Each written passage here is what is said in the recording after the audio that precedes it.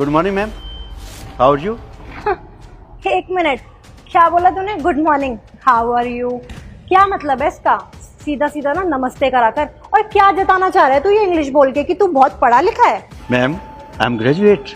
अच्छा, चल मान लिया तू ग्रेजुएटेड है, तो तू यहाँ क्या कर रहा है और गार्ड की नौकरी क्यों कर रहा है? बस किस्मत में नहीं था तो गार्ड की नौकरी कर रहा हूँ।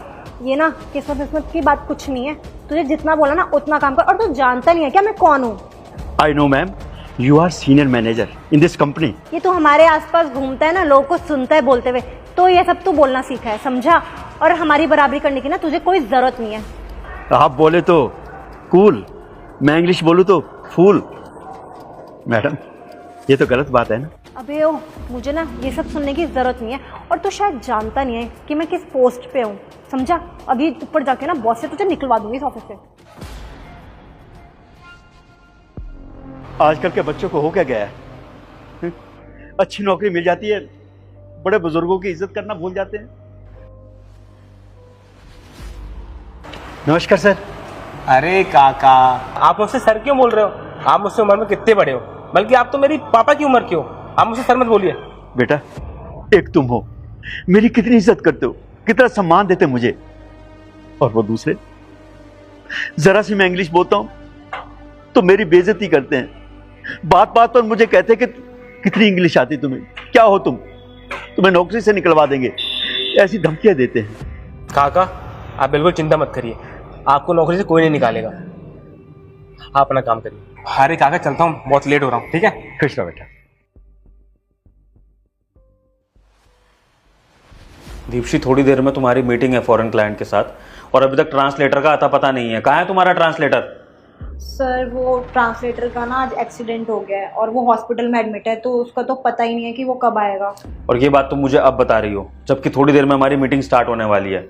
अब मैं कहाँ से ट्रांसलेटर लाऊं इतनी देर में? हैं? तुम्हें अपनी रिस्पॉन्सिबिलिटी का एहसास है कि नहीं? अगर तुम्हें मुझे पहले भी इन्फॉर्म कर देती ना, तो भी मैं किसी ना किसी को ढूंढ लेता, किसी से बात कर लेता, दूसरी किसी कंपनी से मंगा लेता। लेकिन अब तुमने जो हरकत करी है ना मुझे लेट बता के, अब लॉस है हमारा, लॉस इतना बड़ा। थोड़ी देर में मीटिंग स्टार्ट हो जाएगी, मैं क्या जवाब दूंगा उनको कि ट्रांसलेटर ही नहीं है हमारे पास? दीपशी, अगर हमारे फॉरेन क्लाइंट तुम्हारी वजह से चले गए ना, तो याद रखना तुम्हारी नौकरी पर बात आएगी इसके बाद सीधा। सर आपने बुलाया? हाँ इशू, ये बताओ मुझे, अपने तुम्हारे नोन में कोई ऐसा है जो स्पेनिश बोल सके? ये फॉरेन क्लाइंट के साथ मीटिंग करवानी है। सर एक है, लेकिन आप बुरा ना माने तो मैं बोलूं? अरे बुरा क्यों मानूंगा, बताओ ना कौन है, हमें जरूरत है उसकी। सर वो जो अपने सिक्योरिटी गार्ड है ना कंपनी के, उन्हें 3-4 लैंग्वेजेस आती हैं, जर्मन, फ्रेंच, स्पेनिश भी आती है। क्या हमारी कंपनी के गार्ड को आती है लैंग्वेजेस? क्या बात कर रहे हो तुम? हाँ सर, वो काफी पढ़े लिखे हैं और मैं उनसे बातचीत करता रहता हूँ। Issue, are you mad? क्या बोले जा रहे हो तुम? ये एक गार्ड, उसको इतनी सारी लैंग्वेज कहाँ से पता चल जाएगी? एक तो वो जाहिल गंवार वो बताएगा हमें, और वो ट्रांसलेटर बनेगा हमारा। दीपशी, ये क्या तरीका है बात करने का? हाँ नहीं सर, मेरा मतलब वो नहीं था। और आप खुद देखिए, वो बुढ़ा एक मामूली सा गार्ड, वो हमारा ट्रांसलेटर कैसे बन सकता है? और सर, वो इतना ही पढ़ा लिखा होता ना तो यहाँ गार्ड के धक्के नहीं खा रहा होता। अपने से छोटों के लिए तुम ऐसी सोच रखती हो? क्या हो गया अगर वो मामूली से सिक्योरिटी गार्ड है तो? क्या वो पढ़े लिखे नहीं हो सकते हैं? क्या उनको नहीं आ सकती है languages? Mind your language, okay? इस तरह से तुम किसी भी एम्प्लॉय के लिए बात नहीं कर सकती हो, चाहे वो कंपनी का गार्ड ही क्यों ना हो। और ये डिसाइड करना मेरा काम है कि किसको क्या आता है क्या नहीं, मैं चेक करूंगा। ईशू, तुम एक काम करो, जाकर उन अंकल जी को लेके आओ, एक बार जरा पता करते हैं सच्चाई क्या है। हाँ सर, मैं बुलाता हूँ। अंकल जी, ईशू बता रहा था कि आप मल्टीपल लैंग्वेजेस बोल लेते हो। स्पेनिश बोल लेते हो आप? सर स्पेनिश बोल लेता हूँ, जैपनीज बोल लेता हूँ, फ्रेंच बोल लेता हूँ सर। अच्छा, चलो कुछ बोल के दिखाओ मुझे स्पेनिश में एक बार। Sir, coma एस्तास। और इसका मतलब क्या है? सर इसका मतलब ये है हाउ आर यू। आप चाहें तो गूगल पे सर्च कर सकते हैं सर।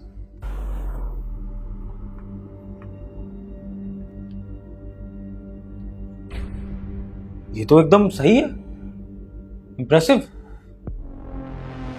तो ठीक है, अगर आपको स्पेनिश आती है तो अंकल जी आज आप हमारी फॉरेन क्लाइंट के साथ मीटिंग करेंगे, आप उसमें ट्रांसलेटर बनेंगे और ईशू आज की मीटिंग हैंडल करेगा। तो जो भी ईशू आपको बताएगा हिंदी में, वो आपको स्पेनिश में बताना है हमारे क्लाइंट्स को। कर लेंगे ना आप ये?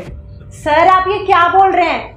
एक मामूली सा गार्ड अब मीटिंग करेगा और सर इंटरनेशनल क्लाइंट से आप इस गॉड को रिप्रेजेंट करेंगे उनके सामने। दीपशी, तमीज से बात करो, समझ में आ गई? तुम्हें तो ये लैंग्वेज नहीं आती है, उन्हें आती है ना, तो रिस्पेक्ट करो इस बात की। और मैंने फैसला कर लिया है कि मीटिंग में ट्रांसलेटर वही बनेंगे और तुम आज यहां पर खड़े होकर देखोगी मीटिंग को। ईशु, तुम एक काम करो, जाकर सर को ना अच्छे से कपड़े पहना लाओ, मतलब कुछ भी फॉर्मल टाइप अटायर, और फिर इसके बाद तुम्हें सर के साथ मीटिंग करनी है, मेरे सामने मीटिंग करना। ओके ओके सर, चलता हूँ, मीटिंग का टाइम हो गया, चलिए। Thank you. हाँ अंकल जी, सबसे पहले ना उनको हेलो बोलिए, मतलब नमस्कार करिए। क्यूट टाच, क्यूट टाच।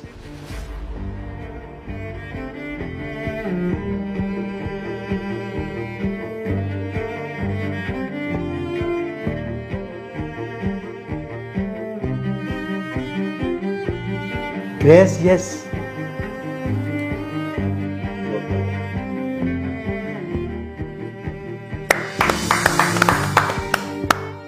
बहुत बढ़िया uncle ji, I am really impressed.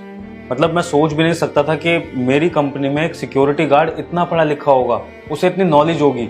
लेकिन अंकल जी, मुझे ना बहुत रिग्रेट भी हो रहा है कि मेरे होते हुए आपके जैसा बड़ा टैलेंट कैसे छुप गया। तो कोई बात नहीं अंकल जी, अब मैं अपनी गलती सुधारूंगा।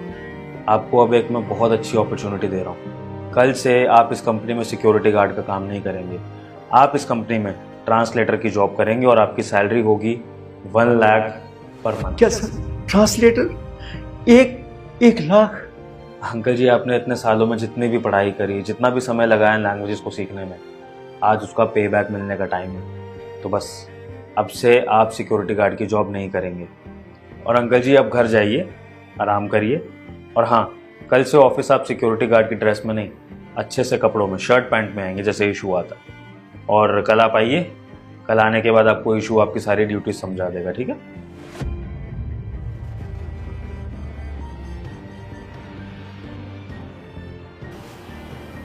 देखा तुमने दीपशी, जिन सिक्योरिटी गार्ड को तुम उल्टा सीधा बोलकर अंडर एस्टिमेट कर रही थी, आज उन्होंने कितना बड़ा काम करा है। और तुम्हें ना इस चीज़ से सीख लेनी चाहिए कि प्रतिभाशाली इंसान किसी भी भेष में, किसी भी रूप में हो सकता है। ये ज़रूरी नहीं है कि बड़ी बड़ी कुर्सियों पर बैठे हुए लोग ही टैलेंटेड हों। एक मामूली सा सिक्योरिटी गार्ड, कोई चाय वाला या कोई भी इस तरह का छोटे काम करने वाला भी टैलेंटेड हो सकता है। आइंदा से अगर तुम किसी गरीब का या किसी लाचार का मजाक उड़ाओ या उनके लिए उल्टा सीधा बोलो, तो उससे पहले ना आज का ये दिन याद कर लेना। Now you can leave.